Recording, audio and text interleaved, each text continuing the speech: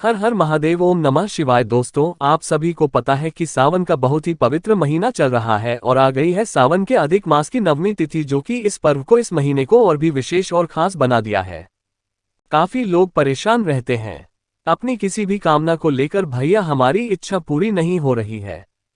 हम लोग बहुत दिनों से परेशान हैं, बहुत पूजा करते हैं, नहीं सुन रहे हैं महादेव। तो ये वीडियो आपके लिए पूज्य गुरु जी की कथा सुन के बहुत अच्छे से आपको बताऊंगा। ठीक है, कैसे करना है, लेकिन उससे पहले आपको बता दूं, इस पूरी वीडियो में हम लोग 4 बहुत ही सुंदर से उपाय की बात करेंगे, जो कि कल नवमी तिथि के दिन जरूर करने चाहिए।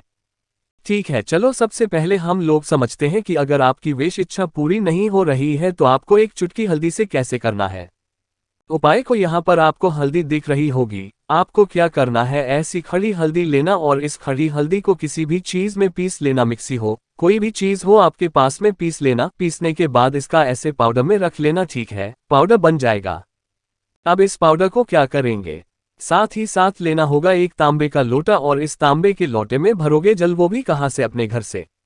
इस कलश के अंदर आपको उस हल्दी को नहीं डालना है ना। इतना काम कर लिया, अब उसको लेकर के चले जाओगे आंवले पेड़ के नीचे। कब जाओगे, शाम के टाइम पे जाना चाहो शाम के टाइम पे जाओ, सुबह जाना चाहो सुबह जाओ, कोशिश करना है शाम के टाइम जाओ। ठीक है, वहां पर पहुंच करके सबसे पहला काम करेंगे, एक घी का दिया, लंबी बत्ती का। कौन सा घी का दिया, लंबी बत्ती का चलाना। और जो दीपक, जो बत्ती जलाओगे, जो दीपक का मुख होना चाहिए पूर्व दिशा, यानी कि इस डायरेक्शन में जिस दिशा से सूरज निकलता है, उगता है, उस दिशा में आपको चलाना होगा। ठीक है, जला दिया। जलाने के बाद क्या करेंगे, आप वहां पर खड़े होकर के जो भी प्रार्थना करनी हो कर लेना। उसके बाद आपके पास में एक चुटकी हल्दी है, अरे है ना, उस एक चुटकी हल्दी को उसी दीपक के बगल में आपको चढ़ा देना होगा। यहां पर जो नाम लोगे वो एक बहुत ही प्यारा सा नाम लेना है। आपको भगवान हरि और प्लस भगवान हर, यानी कि भगवान विष्णु और भगवान शिव का मिलन कराना है, जिसको बोलेंगे हरिहर महादेव के नाम से। एक चुटकी हल्दी वहीं पे चढ़ा देंगे। ठीक है, चढ़ाने के बाद रखोगे पूर्व दिशा। हमेशा मैं बताता हूं कि आपको नॉर्थ डायरेक्शन है, उत्तर दिशा की तरफ चेहरा रखना है, लेकिन इस उपाय में आपको जो दिशा होगी वो है पूर्व डायरेक्शन, यानी कि इस डायरेक्शन में आपको रखना होगा अपना चेहरा। एक चुटकी हल्दी रखना और पूर्व दिशा में ही आपको खड़े होकर के ही एक लोटा जल जो है वो हरिहर महादेव के नाम से आपको उसी हल्दी के ऊपर गिरा देना है। ठीक है, चढ़ा देना, 7 परिक्रमा कर लेना। ठीक है, 7 परिक्रमा करने के बाद आप अपने साथ लेके जाना, जो हम लोग अपने हाथ में कलावा बांधते हैं, रक्षासूत्र बांधते हैं। ठीक है, उस रक्षासूत्र को आपको क्या करना है, इस आंवले के पेड़ की किसी भी टहनी को याद करके आपको बांध देना है। ठीक है, नौवीं तिथि के दिन मान देना। उसके बाद आप अपने घर चले जाना। अगले दिन जब 10वीं तिथि लग जाए तो आप सुबह स्नान करके फिर से आए उसी आंवले के पेड़ के नीचे जिस पर आपने एक दिन पहले पूजन की थी। वहां पर आए, पहुंचते ही सबसे पहला काम करेंगे, घी का दिया लंबी बत्ती का फिर से लगाएंगे। ठीक है, और उसके बाद जिस भी टहनी पर आपने वो मौलिक अलावा या फिर रक्षा सूत्र को बांध रखा था, उसको वहां से खोल लेंगे और लेके आप अपने घर चले जाएंगे। उसको संभाल करके रख लेना। और जो भी व्यक्ति आपके घर का, आपके परिवार का किसी भी काम के लिए घर से बाहर जाता है, उसके हाथ में वो रक्षा सूत्र, वो कलावा बांध देना। वो व्यक्ति हमेशा खुश रहेगा। कभी भी उसकी कोई ऐसी विश है जो अधूरी रह जाएगी, उस सारी इच्छाएं उसकी बहुत जल्दी पूरी हो जाएगी।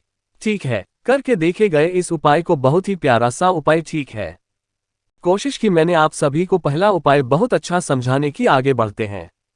फिर भी मैं कोशिश कर रहा हूं के लिए वीडियो बनाने की। चलो, तो पहला उपाय हो गया ना, आगे बढ़ते हैं। अब हम लोग अपने दूसरे उपाय की तरफ। दूसरा उपाय किनके लिए है कि अगर आप भी घर में कोई व्यक्ति बहुत ज्यादा बीमार पड़ता है, मतलब कि उसकी बीमारी ना वो ठीक होती ही नहीं है, कुछ भी कर लिया, बहुत मेडिसिन खा लिया, दवाएं करा लिया, लेकिन फिर भी नहीं ठीक हो रही है ना, तो आपको ये काम को करना होगा।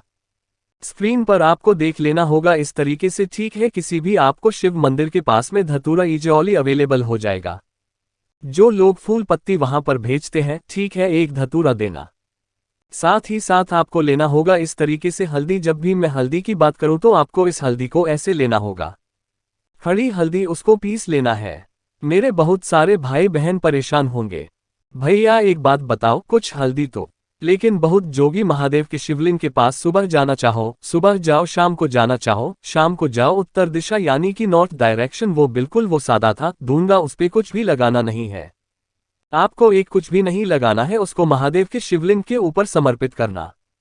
डंडी होगी जलाधारी की तरफ और कांटे का वाला भाग होगा वो होगा आपकी तरह, ठीक है। समर्पित करना, एक लोटा तांबे के लोटे में जल लेकर जाना और उसी धतूरे के ऊपर समर्पित करना। अभी यहाँ पर जो नाम लोगे महादेव का नाम धतूरे के ऊपर समर्पित करना। अब यहाँ पर जो नाम लोगे महादेव का नाम वो बहुत प्रिय है और वो नाम लेना है हटकेश्वर महादेव। किसका नाम? हटकेश्वर महादेव के नाम से वो एक लोटा जल उसी धतूरे के ऊपर समर्पित करना। हाथ जोड़ करके महादेव से विनती करना कि हमारे घर में धन संपदा की बहुत कमी रहती है, हम लोग बहुत परेशान रहते हैं, हमारा व्यापार नहीं चलता। अपने अकॉर्डिंग प्रार्थना कर लेना। प्रार्थना करने के बाद ये जो धतूरा आपने यहाँ पर चढ़ाया है इस धतूरे को उठा लिया, ठीक है। उठाने के बाद आप इसे लेकर के अपने घर चले जाना। अगर धन संपदा की कमी बहुत रहती है तो आप अपने तिजोरी में जहां पैसे वगैरह रखते हैं वहां पे रख लीजिएगा। और अगर आपके यहाँ मतलब व्यापार नहीं चलता तो व्यापार वाली जगह पे भी हटकेश्वर महादेव के नाम से किसी भी कपड़े में बांध करके उस धतूरे को रख देना। इससे हमारे घर में माता लक्ष्मी की जो आवक है, जो आगमन है वो बढ़ जाता है। तो इस उपाय को जरूर करिएगा, ठीक है। बताए समझ में 3 उपाय की हमने बात की है। काम भी ज्यादा आसान थे, बहुत ज्यादा बिजी थे, ठीक है।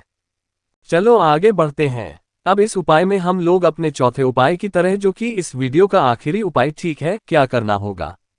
सबसे पहले समझो इसके फायदे क्या हैं, इसके बेनिफिट क्या है। इसका बस एक फायदा बहुत बड़ा है और वो है बीमारी।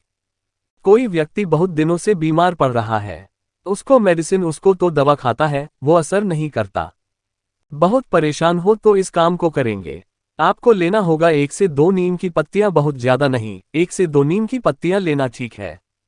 साथ ही साथ देनी होगी आपको 1 बेलपत्र, बहुत ज्यादा नहीं, 1 बेलपत्र लेना है ना। एक तांबे का लोटा लेना। इस तांबे के लोटे में क्या करोगे, उनके जल भराव की कहा से अपने घर से जो मैंने नीम की पत्तियां दिखाई 1 या 2 जो आपने ले रखी है वो डाल देना। बेलपत्र अभी आपको नहीं डालना, ठीक है। और इस कलश को जो भी व्यक्ति आपके घर में बीमार रहता है, बहुत दिनों से मेडिसिन खाता है, बहुत दिनों से दवा खा रहा है, उसके कमरे में रात भर रख देंगे। जैसे कल नौमी तिथि है तो कल पूरे दिन रात मतलब कल पूरी रात आपको उसके कमरे में उस कलश को रख देना, ठीक है। ढक करके रख देना जिस रुख कमरे में वो बीमार व्यक्ति रहता है। अगले दिन यानी कि जब 10वीं तिथि को तो आप सुबह सो करके उठे तो इस कलश को उठाए और जो 1 बेलपत्र आपने लिया है उस बेलपत्र को भी इसी कलश के अंदर डाल दें।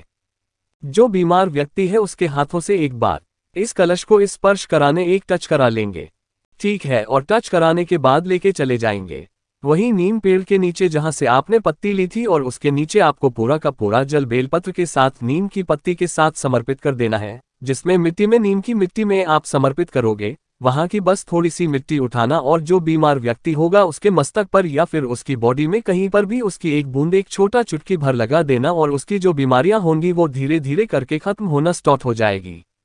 बहुत ही प्यारा सा, बहुत ही सुंदर सा उपाय किसी भी प्रकार की कैसी भी बीमारी को खत्म करने के लिए, ठीक है। तो इस पूरी वीडियो में मैंने आप सभी को 4 उपाय बताए हैं। उम्मीद करता हूँ सारी चीजें आपको समझ में जरूर आई होंगी।